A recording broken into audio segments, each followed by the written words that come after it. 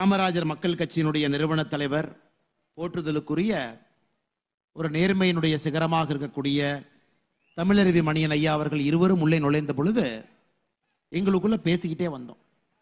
ஐயா, உள்ள எத்தனை பேர் நிரம்பி வழிகிறாங்களோ வெளியே குறைந்தபட்சம் 2 மடங்கு மக்கள் நின்று கொண்டிருக்கின்றார்.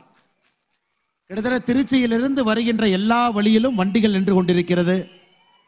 ஒரு பக்கம் மக்கள் அவங்களுக்குள்ளே பேசிக்கிறாங்க. நாங்கள் நிறுத்தி கேட்டோம். மக்கள் சொன்னாங்க, ஐயா உள்ள இடம் இல்லைங்களாமா, அதனால என்ன பண்றதுன்னு யோசிச்சுக்கிட்டு இருக்கோம்.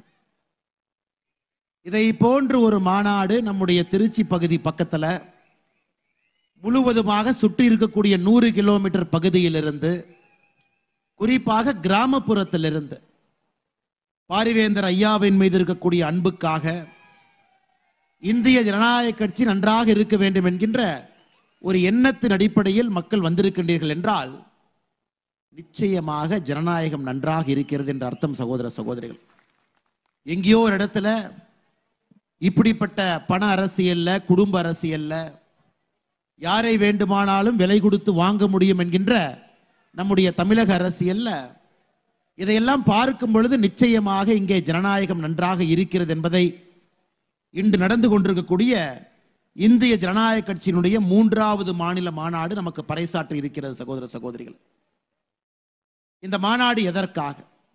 தேர்தல் எந்த நேரத்திலும் கூட அறிவிக்கப்படலாம். 10 நாட்கள் 15 நாட்கள்ல தேர்தல் வரலாங்க ஐயா. அதன் பிறகு 30-40 நாட்கள் பிரச்சாரம் இருக்கும். அதன் பிறகு மே மாதம் 3வது வாரம் நம்முடைய பாரத பிரதமர் நரேந்திர மோடி அவர்கள் 3வது முறையாக ஆட்சி கட்டளை அமரப்போகின்றார் என்பது நமக்கு தெரியும். அப்படி இருக்கும் பொழுது இந்த மாநாடு எதுக்குங்க?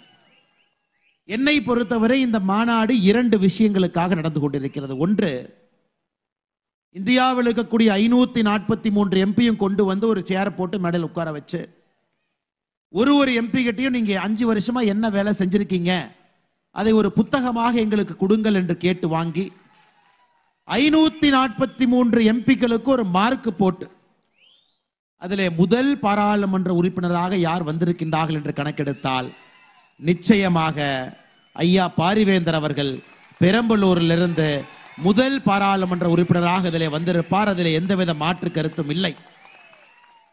ஏதோ மேடையில் இருக்கும் ஐயா பாரிவேந்தர் அவர்களை பற்றி 4 நல்ல விஷயங்களை பேச வேண்டும் என்பதற்காக அண்ணாமலை பேசுகின்றார். இல்லைங்க ஐயா, இந்த புத்தகத்தினுடைய தரவுகளை அடிப்படையாக வைத்து நான் பேசிக் கொண்டிருக்கின்றேன்.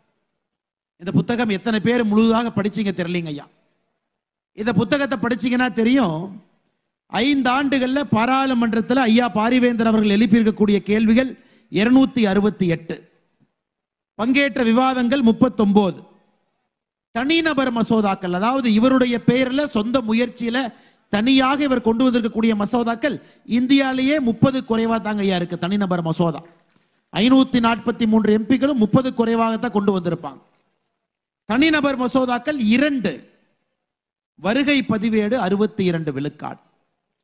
இதன் பிறகு திரும்ப அப்படியே உள்ள போனீங்கன்னாங்க ஐயா, 5 கோடி ரூபாய் ஒரு ஆண்டுக்கு மத்திய அரசு பாராளுமன்றத்தின் மூலமாக ஒரு எம்பிக்கு அந்த தொகுதியிலே அடிப்படை கட்டமைப்புக்காக கொடுக்கிறாங்க. 5 ஆண்டுகள் 5 கோடி 25 கோடி. கொரோனா காலகட்டத்தில் 1.5 வருஷத்துக்கு 7.5 கோடி வரலீங்கய்யா. 17.5 கோடி மட்டும்தான் இந்தியாவில் ஒரு பாராளுமன்ற உறுப்பினருக்கு பாராளுமன்றம் மூலமாக வந்திருக்கு.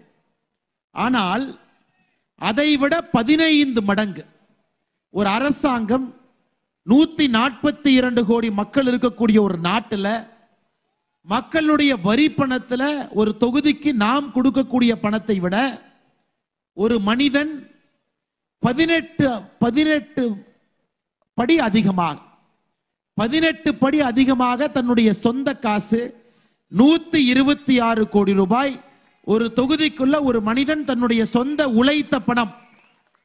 ஐயாவிற்கு வயது 84, 80 வருஷமாக வேர்வை சிந்தி அவருடைய குடும்பத்தினரோடு மக்களோடு எல்லோரும் இணைந்து அவர் சம்பாதித்த பணத்தை தைரியமாக ஒரு தொகுதிக்குள்ள கல்விக்காக, ஆன்மீகத்திற்காக, கொரோனா பேரிடர் கால உதவிகளுக்காக, ஊரினுடைய நலனுக்காக 126 கோடி 90 லட்சம் 11,400 ரூபாய்.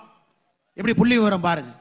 126 கோடி 90 லட்சங்க, 11,000 ரூபாய் ஒரு மனிதன் 5 ஆண்டுகள்ல பெரம்பலூர் பாராளுமன்ற தொகுதிக்கு செலவழித்திருக்கின்றார் என்றால், என்னை பொறுத்தவரை ஐயா பாரிவேந்தர் ஐயா வேட்புமனு தாக்கல் பண்றதுக்கு வரணுங்க ஐயா. அவர் வெற்றி பெற்று விட்டார் என்று சொன்ன பிறகு சர்டிபிகேட்டை வாங்க வரணும். இந்த 2 வேலை மட்டும்தான் நாம் அவருக்கு பெரம்பலூர்ல கொடுக்கணுங்க ஐயா. அவர் செய்திருக்கக்கூடிய பணிக்கு உண்மையாலும் நாம் ஒரு மரியாதை கொடுக்கிறோம். ஒரு ஜனநாயகம் இந்த நாட்டில் உண்மையாலும் வாழ்ந்து கொண்டிருக்கிறது.